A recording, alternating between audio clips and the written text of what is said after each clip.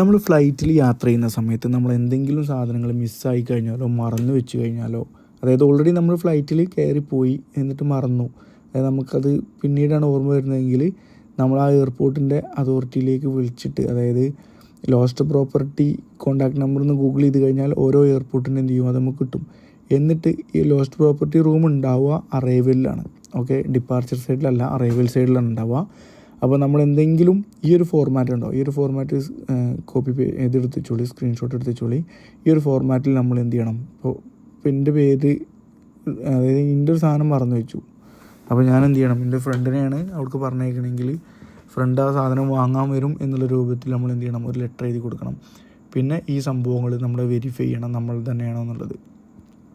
അപ്പോൾ നമ്മൾ already flight കയറാൻ വരുന്ന ഒരാളാണ് എങ്കിൽ നമുക്ക് അറൈവൽ ഗേറ്റിൽ പോയിട്ട് അത് പ്രത്യേകം അത് നമുക്ക് വാങ്ങാൻ പറ്റും.